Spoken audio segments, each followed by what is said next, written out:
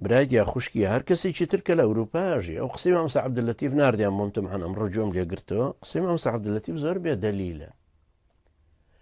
قسەکەی زۆر یعنی زۆر قسەیەکی دوورە لە ناحیەی شەرعیەوە کە دەلیلێکی لەسەر بێ، لە قەولی عولەمایانی کەش بچێت کە واقعەکە بناسن. ئێستا من لە نەرویج، چونکە من لە نەرویجە هەموو زەختەی کە لەسەرمە، بەڵام هەر مسلمانێک کە لە نەرویجە، هەر مسلمانێک ئازادترە لە دیندارێتەکەیا وەک لە مسلمانێک کە لە مەککە و مەدینە ئەژی.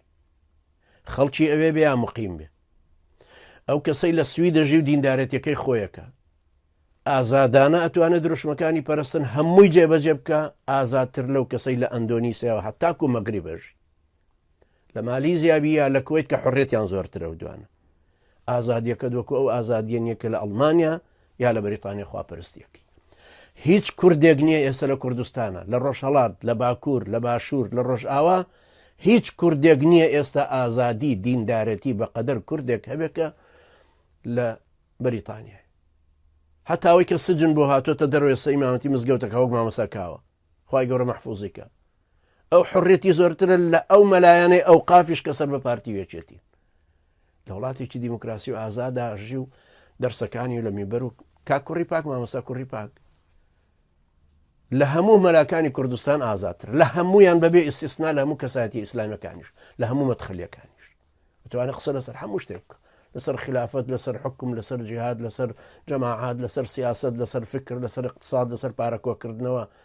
من قسەکانەکەم لەسەر جیهاد دەڵێم بەڵێ کۆی کەنەوە بیشێنرن بۆ جەماعەتە جیهادیەکان لە سووریا، بۆ تالیبان، بۆ یەمەن، بۆ فڵان. ئەشم دەن بە دادگا، باشە چمە دادگا واڵم، ئەڵێ منەوە دینەکەی خۆم بەیانەکە.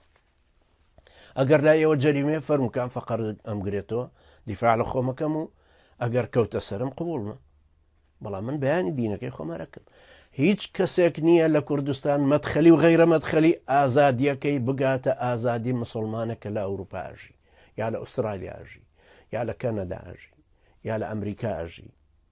لە وڵاتانی کە دیموکراسیان تیا تەطبیق کرێت. لەبەر قسەکەی مامۆستا عەبدولەتیف زۆر غەڵەتە کە ئەڵێ ئەگەر لە سوژدەشا بمرێ هەر ئەوە حکمەکەیەتی. حەدیسەکەی پێغەمبەریش عەلەیهی سەڵات وسەلام کە ئیستیشادی پێکردو گومانی تیانەکە وایە. حديثك بيغمر إخوة عليه الصلاة والسلام فرمي أنا بريء ممن يقيم بين أظهر المشركين لا يتراءى ناراهما. من بريء لو كسيك لنا مشركانا أجي بلا ما بيغمر عليه الصلاة والسلام لمدينة ما يفرموا خو لما كنا يفرموا كخوي لمدينة لما كنا ناو مشركانا لمدينة فرمويتي كدولته إسلاما جنابي عليه الصلاة والسلام أميري دولتك بيغمرك معصومة أراسي مجتمعك خويك إداري دولتك شويك وهر كسيكيش هجرتي بولاي أو نكرد به مسؤولة لي وإن استنصروكم في الدين فعليكم النصر إلا على قوم بينكم وبينهم ميثاق أو كسانك أو أنا طبعا باسي أو أنا كاتو الذين آمنوا ولم يهاجروا ما لكم من ولايتهم من شيء تنانا دو مسلمان ولا سريانا كاتو كلا شويني شيترا أويك بيغمر عليه الصلاة والسلام حاكمي مدينة بو دولتي إسلامية بو أحكام كانوا متنفيذ كرابو تنانت خيبر هم يجولك بون بلان أميري بسر ودانا بون بوبو بدار الإسلام أحكام كان دار الإسلام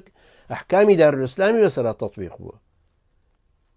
لبروي قولي إمام عبد اللطيف هيجي لسر بينا ناكره لسر ويكبلك جنجر كابراك مسلمانك لدار الكفر جي برا والله كام دار الكفر أوروبا لي ألبانيا ورومانيا وتشيكوسلوفاكيا بلي تشيكو يان سلوفاكيا باشترين لكردستان حرهم أوشار ولاة اشتراكية يستابون بسرماية داري گوناحبار نابی عزیزی من هیچ خۆشت وجدانی شت ئازارت نەدا بڵێ وڵا لە ئەوروپام و ئەو مامۆستا عەبدولەتیف وایە تۆ هیچ قسەیەکی بێ دەلیلە ئەگەر شیوخەکانیشی کردبێتیان هەر ئەقلیان بە واقعەکە نەشکاوە بۆیە لەو دوورەوە فتوایان لەسەردا